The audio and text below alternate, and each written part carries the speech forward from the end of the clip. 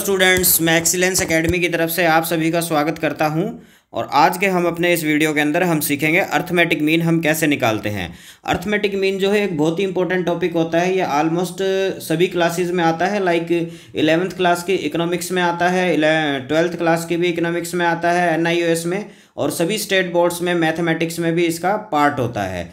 तो arithmetic mean को समझने के लिए हमें समझना पड़ेगा कि इसको हम निकालने के लिए किस किस तरीके से हम इसे निकाल सकते हैं।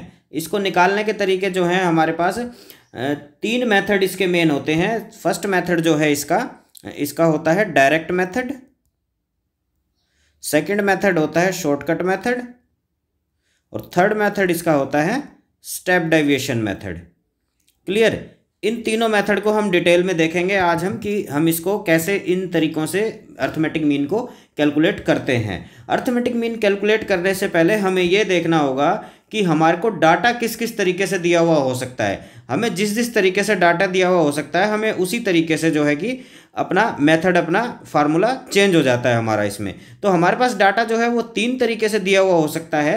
डाटा के देने की जो टेक्निक्स हैं वो हमारे पास 3 हैं यहाँ पर अभी। ठीक है, 3 में जो है कि क्या है, सबसे पहला है आपका सिंपल एरे।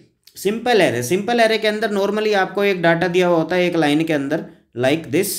ठीक है, ये इस तरीके से अपने को दिया हो सकता है, या इसके साथ एक सीरियल नंबर दिया हुआ हो सकता है। इसको हम डिनोट करते हैं एक्स से।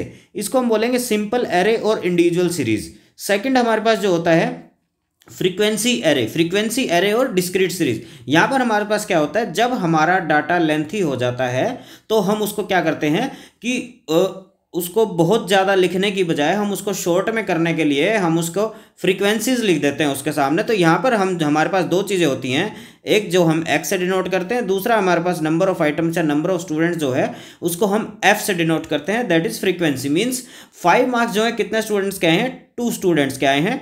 10 मार्क्स जो है कितने स्टूडेंट के आए हैं, 2 स्टूडेंट्स के आए हैं। इसी तरीके से 40 मार्क्स आए हैं 3 स्टूडेंट्स के, एंड 50 मार्क्स आए हैं 1 स्टूडेंट के। क्लियर? ये हुआ फ्रीक्वेंसी एरे। देन थर्ड जो है हमारा वो है फ्रीक्वेंसी डिस्ट्रीब्यूशन। फ्रीक्वेंसी डिस्ट्रीब्यूशन में क्या होता है, इसको हम क्लास इंटरवल सीरीज भी बोलते हैं।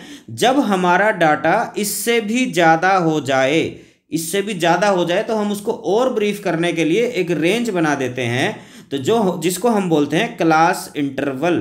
क्लास इंटरवल जो होता है, मार्क्स हमें दिया हुआ है 0 to 10, 10 to 20, 20 to 30, 30 to 40, up to 90 to 100। Clear है? हमें मार्क्स की हमें रेंज दी हुई है, और इस रेंज में 0 to 10 कितने स्टूडेंट के मार्क्स आए हैं, 3 स्टूडेंट्स के आए हैं, और 10 to 20 के बीच में हमारे पास आए हैं 2 स्टूडेंट्स के मार्क्स आए हैं। इसी तरीके से एंड तक 80 to 90 मार्क्स आए हैं 5 स्टूडेंट्स के, और 90 to 100 मार्क्स आए हैं 2 स्टूडेंट्स के। क्लियर है? हमारे पास ये जो है 3 तरीके से डाटा गिवन हो सकता है। Number 1 is simple array method और individual series method. Number 2 is frequency series. Number 3 is frequency distribution. Clear?